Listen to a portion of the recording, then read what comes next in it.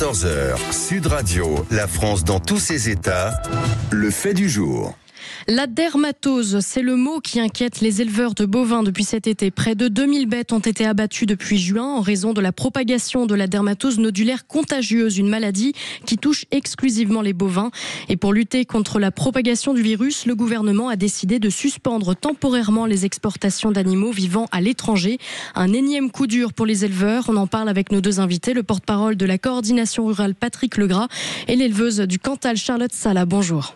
Bonjour Patrick Legras, bonjour Charlotte Sala. La DNC, dermatose nodulaire contagieuse, principe de précaution comme d'habitude, voilà, on n'en est pas encore, je ne sais pas, à l'abattage des troupeaux comme ça s'est vu pour d'autres maladies.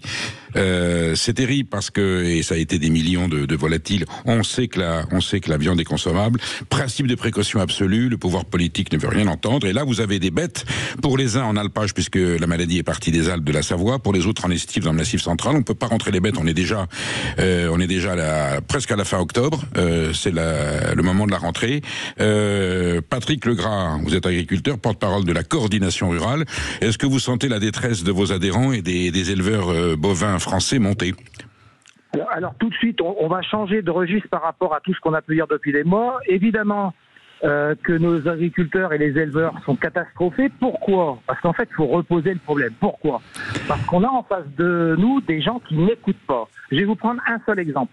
Lorsque la maladie est arrivée, la coordination rurale voulait qu'il y ait un test de fait avec un troupeau expérimental pour voir comment évoluer les maladies, comment il n'y a rien à faire. On a des gens en face de nous butés, qui sont sûrs de leur décision, qui dramatiquement ne maîtrisent pas le monde agricole ni le monde vétérinaire. Donc c'est ça le drame, c'est que ça fait, depuis le mois de juin, on nous a dit que ça allait s'améliorer. Je peux même vous dire que Madame Genevard, il y a 10 jours, avant que ça revienne dans le sud-ouest, a dit que ça y est, la maladie était maîtrisée et que enfin on allait sortir du gouffre.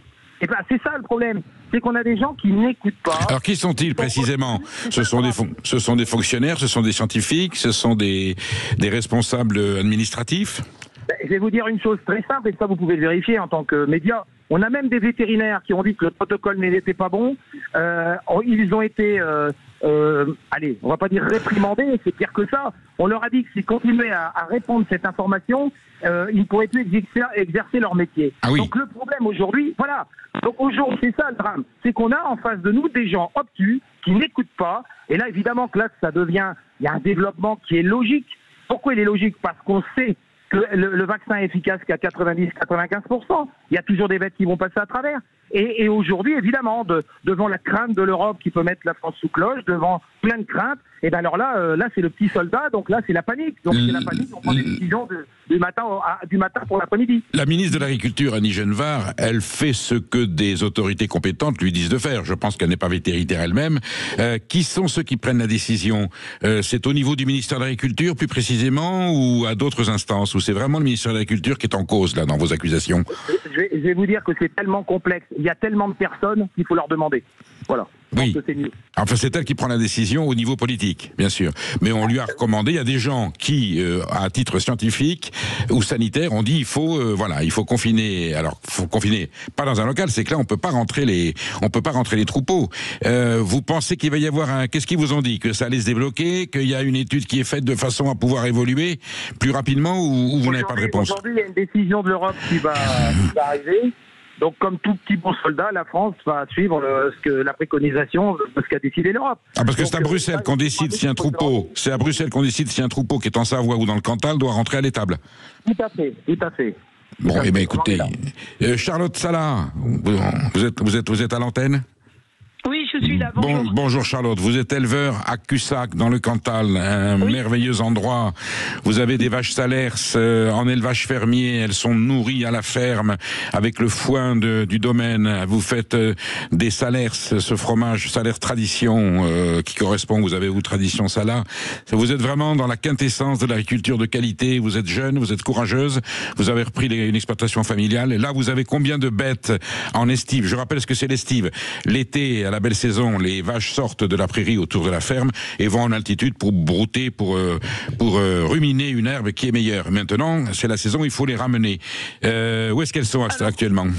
Aujourd'hui, on a encore des bêtes dans les estives. Il y en a à peu près 80. On a réussi à en descendre. On en a réussi à en descendre hier 40. Oui. Ils nous autorisent encore à descendre les bêtes des estives en estives privées. Mais le problème est qu'aujourd'hui, on ne sait pas où on va. On n'a aucune visibilité. On se demande qu'est-ce qu'on va dire à nos fournisseurs, comment on va payer nos factures si on nous interdit d'exporter nos broutards, parce que c'est chez nous dans le Cantal, c'est quand même une grosse majorité des agriculteurs. Les broutards, ce sont les jeunes veaux qui partent à la boucherie, hein, on est d'accord. Voilà, tout à fait. Et ces bêtes-là aujourd'hui sont bloquées et c'est dramatique. Et aujourd'hui, on est quand même, on tue des animaux qui sont sains, qui peuvent être mangés. Je veux dire, aujourd'hui, en euthanasie, il y a eu, je crois, entre 2 et 3 000 bovins euthanasiés. La majorité était consommable. On n'a rien consommé. On a déjà des métiers compliqués, on n'élève pas des bêtes pour se faire euthanasier devant nos étables et se faire charger dans des camions d'équarrissage. C'est toujours pareil, on a encore une fois de plus, on voit qu'on est gouverné par des gens qui sont complètement déconnectés du terrain, déconnectés de la réalité, et nous derrière, on en paye les frais et les conséquences. Donc là, au bout d'un moment, là, ça devient plus que dramatique, quoi. Là, vous êtes vraiment angoissé parce que c'est votre élevage qui est mis en cause carrément ou non là Non, c'est pas mon élevage spécialement, mais c'est les élevages français en général. Non, mais je parle de vous. Vous êtes en danger ou non personnellement pour votre élevage? Moi, si la DNC demain arrive chez moi et qu'on m'euthanasie mon troupeau, il est clair qu'à 40 ans, je m'en relèverai pas, et il est clair que je serai obligée d'aller faire autre chose, et il est clair que je pourrai jamais remonter la structure que j'ai aujourd'hui, faire du fromage avec des vaches salaires. Je perds toute ma génétique, je perds le travail de mes parents, de mes grands-parents, et etc. Donc il est clair que une structure comme la mienne, on s'en relèvera pas. Vous m'avez expliqué que vous ne pourriez pas retrouver, et ça arrive souvent quand on abat le troupeau, il y a une telle raréfaction aujourd'hui du cheptel bovin sur le territoire français que lorsqu'il y a un abattage et qu'on veut renouveler son élevage, on ne trouve pas les bêtes. C'est bien ça. On ne trouve plus les bêtes qu'on a ou qui ont des valeurs génétiques aujourd'hui, qui ont du lait, qui ont moi typiquement en salaire traite. Demain, si ça m'arrive, c'est terminé pour moi. Je pourrai jamais retrouver le cheptel que j'ai aujourd'hui parce qu'on est très peu à le faire. Et c'est pareil pour les gens pour les laitières en général. Je veux dire, c'est des races à petit effectif. On tue des gens, on tue des races. Quoi. Vous voyez, on tue des structures. Ah non, mais c'est un morceau. Au-delà d'euthanasie, en euthanasie quand même, on jette de la viande qui est consommable. Enfin, on marche sur la tête. Alors je vais poser la question à Patrick Legras justement. Mais là, Charlotte Sala, vous me faites penser, c'est un morceau du patrimoine français qui disparaîtrait avec la fin de votre élevage. On s'insurge quand on vole des bijoux et c'est normal, des bijoux royaux, des bijoux historiques.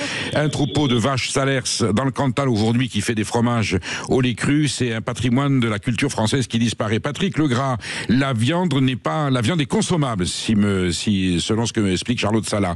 Est-ce qu'on peut expliquer au pouvoir public qu'on peut quand même consommer la viande? La viande est consommable, la maladie n'est pas transmissible à l'homme.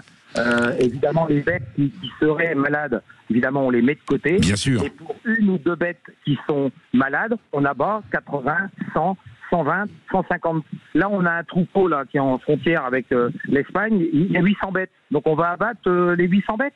Non, mais vous vous rendez compte? Alors, ce qui est énervant, c'est que, souvenez-vous, ce qui a été dit quand même par le Conseil constitutionnel il y a quelques semaines, je ne vais pas dire quelques mois. Il y a trop de bêtes en France. Il faut manger moins de viande. Et ça, derrière, vous avez l'application, alors derrière, on va dire concours de circonstances. Et vous savez, en politique, j'ai appris que le concours de circonstances, il y a des moments, ça devient pénible. Donc nous, ce qu'on veut aujourd'hui, c'est une discussion, c'est prendre des décisions ensemble. Lorsqu'on leur dit qu'il faut voir l'évolution d'un troupeau qui est à part pour voir s'il se soigne, si au lieu de tout abattre, de faire des tests, puisqu'on n'a pas tellement de recul, pourquoi nous dire non? Pourquoi nous dire non? C'est ça qui est énervant, c'est qu'on a en face de nous des gens obtus, fermés, où il n'y a aucune discussion, et là, quand c'est la panique, alors là, évidemment, on n'a pas le choix, Bah oui, c'est comme le gars, aujourd'hui, on est dans un système aujourd'hui où le gouvernement s'est mis dans une telle merde que, évidemment, on est obligé de prendre des décisions, mais c'est parce que les décisions généralistes et ouvertes n'ont pas été prises au mois de juin, c'est-à-dire il y a 4 mois. Patrick Legras, la première qualité qui est spécialité, qui est excédentaire en France aujourd'hui, ce sont les décisionnaires qui ne sont pas compétents.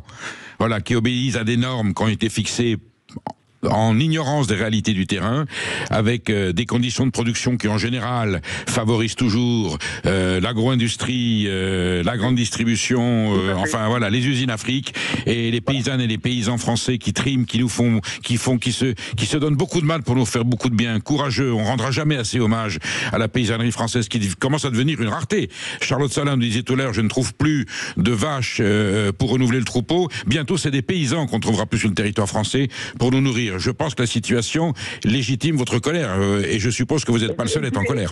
Et si vous allez sur Twitter, vous regarderez ce qui a été dit hier soir par la ministre de l'Agriculture, en disant que s'il y avait des gens qui résistaient, s'il y a des éleveurs qui ne se mettent pas à genoux devant les décisions, ça se passerait mal. Mais c'est quoi ce discours ? C'est quoi ce discours des gens qui sont complètement déconnectés de la réalité des éleveurs ? C'est incroyable, vous avez eu la dame avant, elle vous dit sa génétique, elle ne la retrouve pas.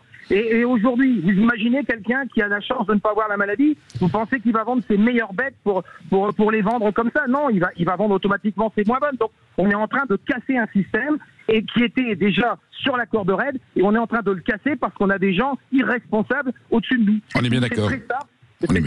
Charlotte Salard, parlez-moi un petit peu de votre élevage. En quoi ça consiste? C'est de la vache salaire, c'est cette belle vache rousse avec des cornes en lyre qui est dans les pâturages du Cantal au pied du... C'est une terre volcanique, hein, c'est près de Saint-Flour.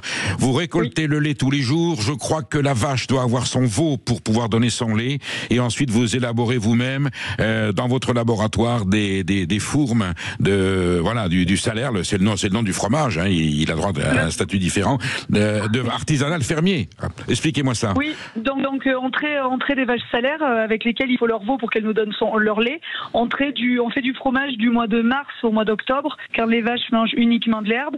Et notre fromage s'appelle le Salat Tradition. On fabrique tout à la ferme, on affine tout à la ferme et on vend en direct à des restaurants et des crèmeries. Pour situer, c'est du Cantal authentique. Hein. Il y a l'appellation Cantal. Aujourd'hui, on peut faire du Cantal avec du lait de vache Holstein en stabulation nourri avec du maïs d'ensilage. Ça a le droit à l'appellation Cantal, ce qui est une aberration, mais vous êtes dans le Cantal à l'ancienne, d'autrefois, l'élevage fermier, les salaires qui se nourrissent de l'herbe, avec du lait cru, et vous transformez ça à la ferme. Oui, voilà, aujourd'hui, on est sorti de l'appellation, ça va faire bientôt pas loin de 10 ans, et c'est pour ça qu'on a déposé notre marque, parce qu'il fallait bien qu'on trouve un nom à notre fromage, donc c'est le Salat Tradition, et voilà, et aujourd'hui, oui, je fais le fromage que faisait mon grand-père, exactement pareil. Bon, et bien écoutez, le Salat Tradition. Charlotte Salard, merci, Patrick Legras, merci, courage à vous deux. Sud Radio est à l'écoute de votre détresse, et nous serons toujours là, présents, pour vous accompagner dans le combat noble, loyal que vous menez pour sauver cette histoire de France, ce patrimoine français qui est l'agriculture et qui sont ces fromages. Vous restez avec nous parce